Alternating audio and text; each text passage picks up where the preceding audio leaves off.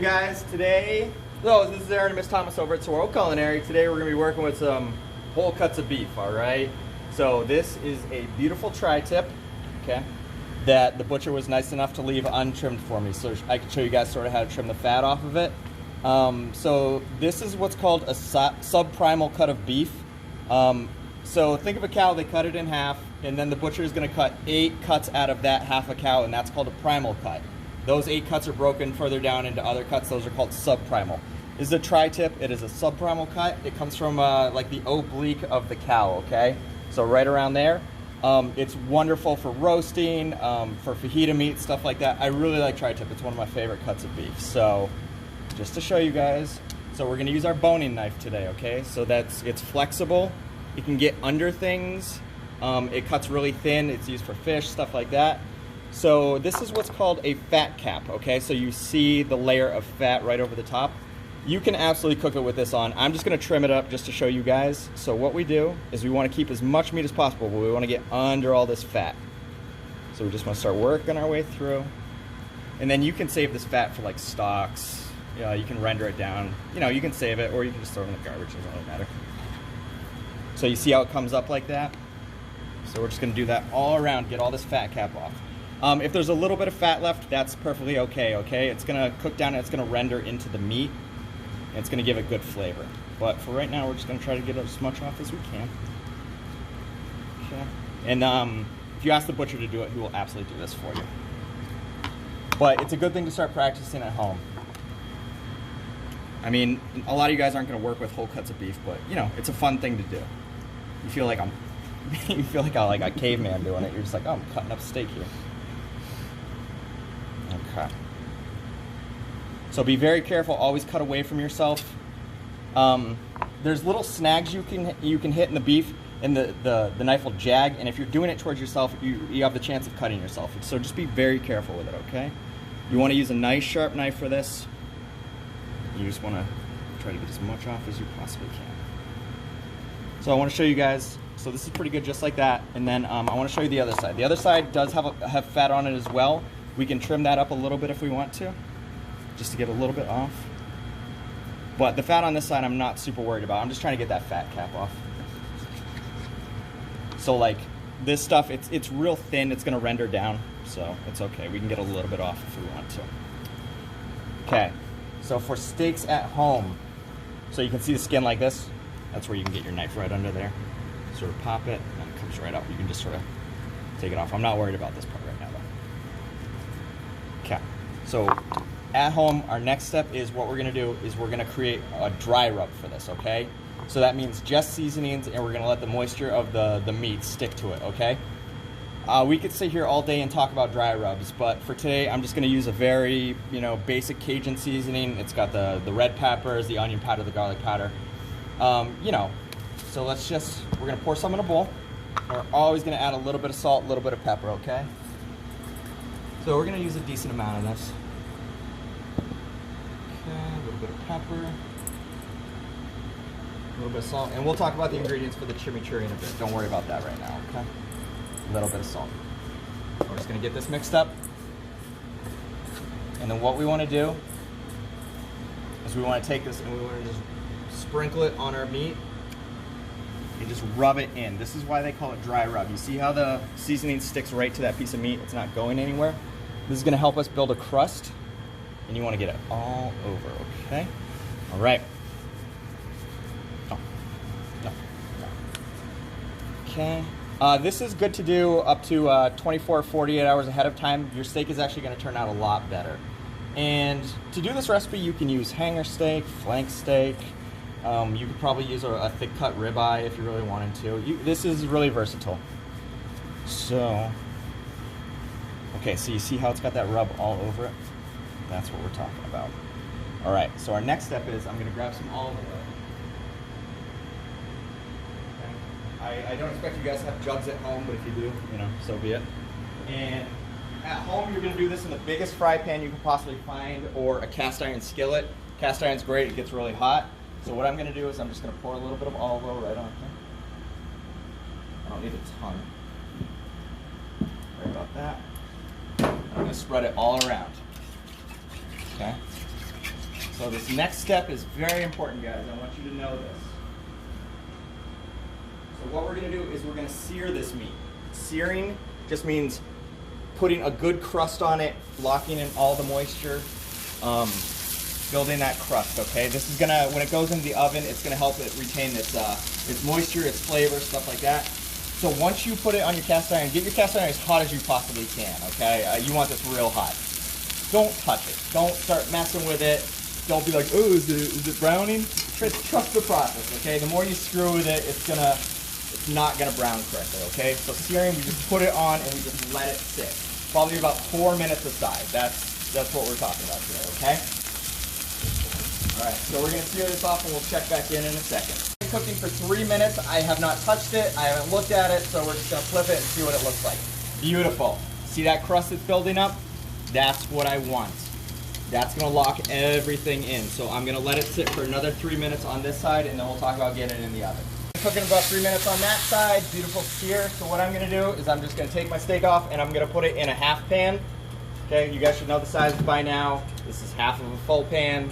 You know, we'll go over it in class, but you know, whatever you got at home, casserole dish, something like that. So what we're also gonna do today is we're gonna use a combination heating method, okay? So I'm gonna put about 1 inch of water right in the bottom of this pan. Okay. Not too much, just a little bit. Okay, and now we're gonna wrap it in aluminum foil. So let's go wrap it.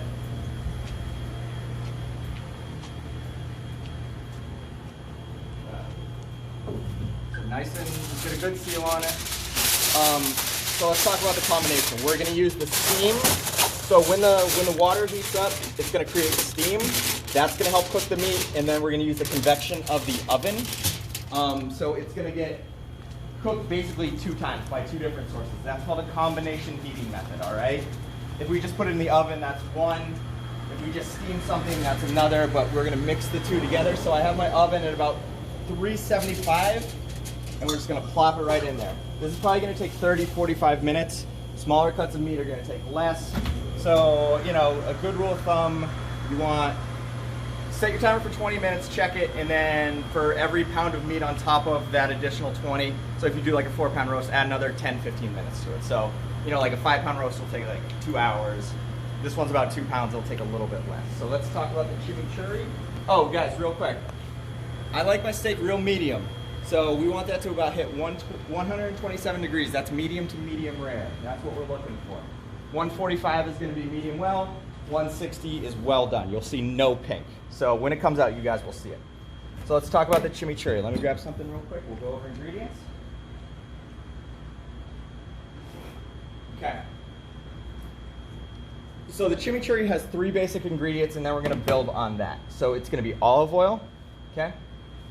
It's gonna be Italian parsley. Don't get the curly parsley. Always use flat leaf Italian parsley. Cilantro, and I want you guys to notice how similar they look, right? They look almost exactly alike. Make sure you're grabbing the right things. If your dish calls for cilantro and you put parsley in it, it's not going to taste right, and vice versa, okay? So what this wants is it wants about a cup. Oh, okay, let's talk about. So a cup of cilantro, a cup of parsley, a little bit of crushed red pepper flake, about 1/4 of a red onion, some garlic. I'm going to do 2 cloves today. Red wine vinegar, about a tablespoon, all right? The only thing I don't have here that I'm not gonna put in it today, if you want, add some chilies if you want, jalapenos, serranos, whatever, if you want like a spicier chimichurri. I wanna taste the garlic and the herbs, and I don't want the heat to overpower it, so I'm just gonna get the heat from the crushed red pepper flakes today, okay? So I'm just gonna leave that out. So they sell parsley and cilantro in bunches like this. If you cut the, so right there where the stem starts to meet the leaf, that's about a cup, okay? So that's about a cup. Same thing with this one. Just cut the stem. It's about a cup. Just make sure you don't cut this little part, okay? You don't want to get like little fragments of stuff in your, So here's what we're gonna do. Okay. So at this point, take your garlic. If it's not already peeled, all you gotta do is pop it.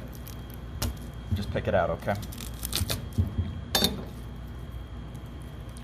So you do that and it comes right out, and just sort of pick to your garlic.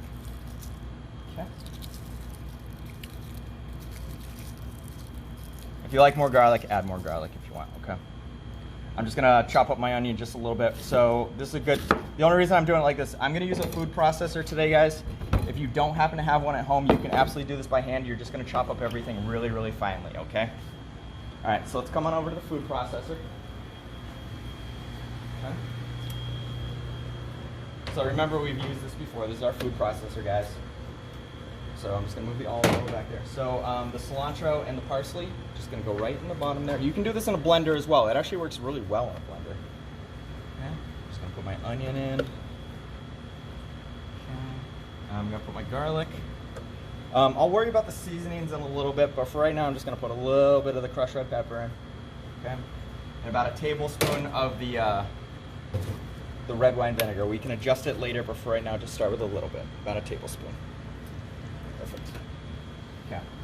So if I was to just turn on the food processor, nothing's gonna happen because there's no liquid. There's no liquid in there. So what I'm gonna do is I'm gonna add about a quarter of a cup of the olive oil. You can do this with canola too. It doesn't have to be olive oil. I prefer it with olive oil.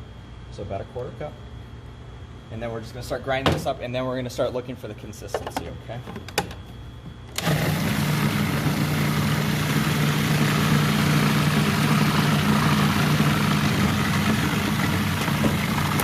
Okay, so everything's getting chopped up. You guys can see it, how it's already breaking down like that, but it's still too leafy. It doesn't look wet enough. So what I'm gonna do at this point, a little bit of pepper, probably about a teaspoon. I'm gonna do about 2 teaspoons of salt. So this recipe's from like South America. They call it Brazilian pesto, and you'll sort of see why when we get it going. So what I'm gonna do is I'm gonna turn this back on, I'm gonna turn the processor on, and I'm gonna slowly drizzle olive oil in there until I get the consistency I'm looking for. And you guys will see it, okay?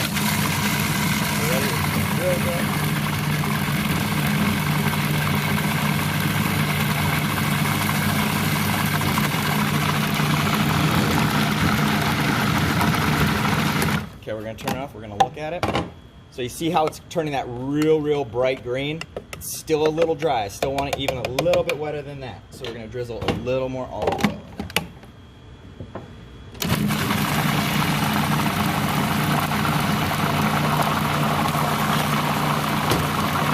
there. So I started with about a quarter cup of olive oil. I probably added another half cup in here. So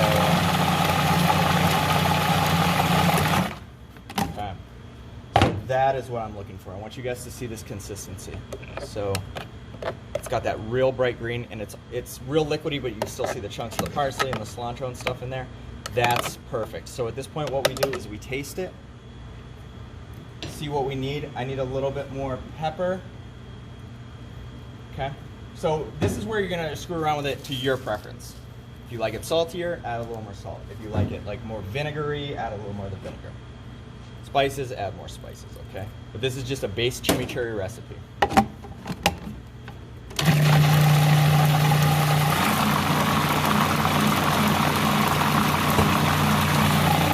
So it tastes oily and garlicky and herby, and it's just delicious, okay? So you guys can see that color, how bright green that is. That's what we want. Sometimes you can put mint in there if you really like mint. You can do that. So we're just gonna pour it out. And then I really like how the crushed red pepper looks in here. So what I'm gonna do is I'm just gonna sprinkle a little bit more crushed red pepper right in there. Because when you put it in the food processor, it chops it all up. But I still wanna see it. I want people to know that it's in there, okay? So that's how simple chimichurri sauce is. You don't have to refrigerate this. You can literally just take pieces of bread and dip it in here, pieces of meat. So when our meat comes done, we'll put it all together. But this was the chimichurri sauce, okay? Real simple. Guys, it's been cooking for about 30-35 minutes, so we're gonna take a peek, see what it looks like. Okay, out the oven. Be careful, it's real hot, so just be super careful. That looks awesome. That looks great. So always have your trusty meat thermometer. We're gonna poke it in the middle. Make sure you get dead center. 130. I'm happy. That makes me happy. Okay, that's gonna be medium rare right in the middle. It'll be it'll be like pink towards out there. So if somebody in your family likes pink, it's gonna be like right there. In the middle, it's gonna be almost blood red. This is gonna go another 3 or 4 degrees just through residual heat. So what we wanna do at this point, guys, we turn off our oven. Get this off So the thing we have to do now is we have to let this meat rest, okay? If I start cutting into it right now, the juices are real angry and they're just gonna come spilling out. It's gonna make a mess and you're gonna have dry meat. So what we're gonna do, so at this point we're basically set up. I have my chimichurri sauce here, I got my steak there, so I'm just gonna grab a couple forks. And we're just gonna let this rest on the cutting board for at least 10 minutes, okay? That'll make sure that the juices redistribute. They won't all run out when we cut it, okay? So when we cut it, oh, you can see how it's running out red like that. That's awesome. That's what I'm looking for. So we'll check back in 10 minutes and we'll cut this baby up, all right? Thanks, guys. Okay, guys. So our tri-tip has been resting for 10 minutes, so now let's cut and plate it, okay? So we're just gonna do nice thin strips of this, okay? So I want you guys to see this. So you see that pink? It's going to be a little bit more done towards the end. As I get towards this this dense middle part, it's going to be really, really pink. So this'll feed a lot of people. This tri-tip. So what we're going to do? So you see how juicy it is? The juice is just running. It's awesome. Okay, so what we do is we're just going to plate a little bit of it. Okay. Then the gloves come off. Now we're just going to take a little bit of our chimichurri. This is really rich, so you want to go very sparingly. So you just want like a light drizzle over it, okay? Okay, guys, and that's our tri-tip with chimichurri. Thank you for watching. We'll see you next time, okay, guys?